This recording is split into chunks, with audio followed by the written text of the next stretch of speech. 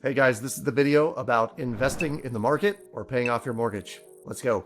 If you're not living paycheck to paycheck, chances are you still have a mortgage, and for most Americans, that takes 30 years to pay off. So what's smarter? Use your extra cash to pay it down faster or invest it? Here's the bigger question. How quickly do you want to be financially free? You see, investing is a long game. It will take 30 to 40 years before your money can fully support you. The market averages about 7% a year after inflation, but those averages hide the years it drops 14% or even 20%. And when that happens, you don't just lose money, you lose time. Because to recover from a 20% drop, you need a 25% gain just to get back to zero. And the fact of the matter is, if you lost 20%, you're probably not looking to take even more risk than you had before. Now, paying off your mortgage is different. It's a guaranteed return equal to your interest rate.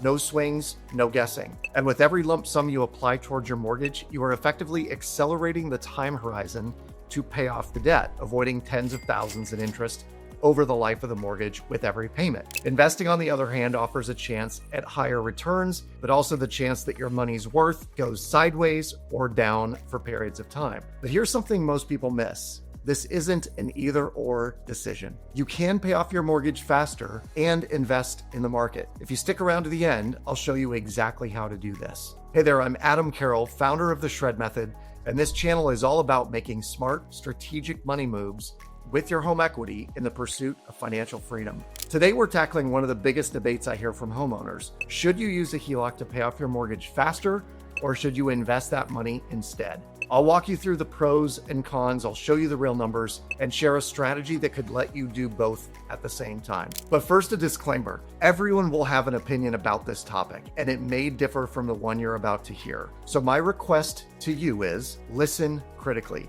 Absorb as much of this as you can, because whether you go all in on paying off your mortgage or you use one of our less aggressive strategies, what you're about to hear could change your financial future. Okay, now let's dig in. Section number 1, it starts with how much extra you have. Now, before we even compare the two, we have to answer one simple question. How much extra cash do you actually have at the end of each month? If you've got nothing left over after bills, there's no debate to have. But if you've got $500, $1,000, maybe even $1,500 left or more, you have a lot of options. And the way you use that money can accelerate or delay your financial freedom by decades. If the money just sits in a savings or a checking account, it's likely to be spent in unconscious consumption. So let's talk about what to do with that money intentionally. Section 2, logic versus reality. Mathematically, the logical move would be to throw all of your extra cash into investments. The stock market's long-term average is slightly higher than most mortgage rates right now, and it's highly likely that your financial advisor would love to get all of your discretionary funds every single month. But here's the thing. People don't make purely logical decisions with money. In his book, The Psychology of Money, Morgan Housel writes, people will do what is reasonable, not what is logical. And reasonable usually means doing what feels safe, which is usually avoiding risk, even if the math says otherwise. That's why, for many people, paying off or paying down their home feels better than investing, even if their interest rate is low. So let's talk about the less aggressive strategy of paying down your mortgage, but maybe not paying off your mortgage. We teach a strategy called recasting in our course, which helps shredders eliminate hundreds from their mortgage payment within 18 or 24 or 36 months. And if you could cut your mortgage payment in half in the next 24 to 36 months, would that be reasonable? Our answer is absolutely. Recasting is different than refinancing. A recast is simply calculating the new monthly payment based on your new balance. The rate and the term stay the same while your payment changes based on the new balance. So it's perfect for people who love their home but hate the high payment they feel stuck in. Section number 3, investing versus mortgage paydown, the math. Let's take a real world example. Let's say you've got a $300,000 mortgage at 5%, and you have $1,500 extra dollars each month in discretionary income. Scenario 1, we'll call the investing scenario. Now, let's say you put $1,000 a month into the market, earning 7% for 3 years. That grows to about $41,279. And the other $500 a month, let's be honest, most people end up spending it in unconscious consumption. And your mortgage balance after 3 years is still $286,031. Scenario 2, paying down the mortgage with the shred method. Now let's say you use that $1,500 each month through a HELOC paydown strategy. After 3 years, your mortgage balance drops from $300,000 to around $210,000. Your payment falls from $1,610 a month to $1,180 a month, saving you $430 a month in cash flow. And you save roughly $175,000 in interest over the life of that loan, again, in 3 years' time. But here's the thing, you've actually got more access to your capital because of the way the HELOC works. You see, it's not locked away forever in your equity. You can still tap it when you need it. So theoretically, if you wanted to true up where your investments would have been, you could do that between years 3 and 4 relatively easily. Our program would show you how to do just that.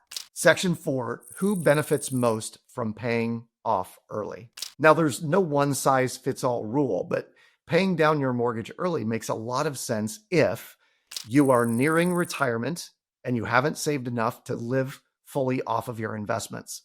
Cutting your payment by a few $100s could make retirement far more comfortable. One of the shredders in our community started with us at the age of 52. By 56, he dropped his mortgage payment from over $2,000 to just $500 a month. In that 4-year period, he had also paid off all of his credit cards, all the student loans, and all of his vehicle loans. All in all, he had eliminated nearly $3,300 in added expenses every single month, and now knows he has enough in investments to fund his retirement. This also makes sense if you're in your late 20s or your early 30s and you've just bought a home.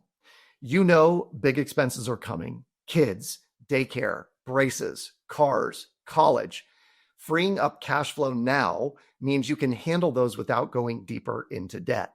Even 18 to 24 months of the shred method can save you hundreds of thousands of dollars in interest. Take Austin as an example, another shredder who found us at age 27. At age 29, he has an extra $250,000 in equity in his property, and he just used the recast strategy to reduce his monthly payment, allowing him to rent the property out, make a significant return on his rental income, and buy his dream home in a cul-de-sac where all of his friends live. A third instance where this makes a ton of sense is maybe you're a dual income household with money piling up in savings. Instead of letting it sit there, use it to knock down your mortgage principal and save tens of thousands of dollars in interest. We see this scenario all the time. You've done an amazing job of stockpiling a reserve account, and now it just feels good to pad that account even more. The question is, to what end? What if there were a more efficient use of the funds that was both logical and reasonable? This is it. Section 5, who benefits most from investing? On the flip side, investing might be the smarter move if your mortgage rate is extremely low. Let's say it's 3% or less. You've been in it for a number of years. Well, you're already far enough down the road that the interest savings may not be that exciting to you. The same would be true for a 15-year or a 10-year fixed mortgage. Maybe you already have a healthy emergency fund and steady streams of income that cover your expenses easily. And if that's you, congratulations, because it certainly doesn't seem to be the norm today. Investing also might make sense if you can invest consistently without dipping into it for emergencies or for lifestyle creep, meaning you're disciplined, you're committed, you're already putting money away for future you. No stress, mostly automated, keep at it. In these cases, the potential returns of the market could outweigh the guaranteed return from debt payoff and the simplicity of living a life with smaller bills. Section 6, why it doesn't have to be either or. Here's the part most people miss. You don't have to choose. With the shred method, you can do 4 things at once: pay your expenses, eliminate debt, build wealth, and still have fun. While most people manage only 2 of these, paying bills and having fun, they end up leaving their financial future to chance. But by combining a HELOC payoff strategy with investing, You're reducing debt and you're building wealth at the same time. Essentially, you're making every dollar work harder and you're not giving up access to your money in the process. So here is the question you should be asking. What are you willing to do for the next 24 months? If you applied the information in this video, you'd have built equity in your property, you'd have paid significantly less in interest on your mortgage, you'd have sped up the payoff of said mortgage, and you'd have access to liquidity in case anything went awry. Or take some of that liquidity and drop it in the market as a catch-up. The point is, when done correctly, there's not much downside risk here. Section 7, the takeaway. So, should you pay off your mortgage faster or should you invest? The right answer depends on your numbers, on your risk tolerance, and your vision for financial freedom. Personal finance is personal, and it should be treated as such. But if you've got extra money at the end of the month, and you want to be debt-free in 3 to 7 years instead of 30 while still growing your investments, the Shred Method can help you do both. Check out the savings analysis calculator in the description below and see how much faster you could get there. Remember, if you do for 2 years what most people won't do, you can do for the rest of your life what most people can't do. Check out this video if you want more information about the concept, and I'll see you on the next one.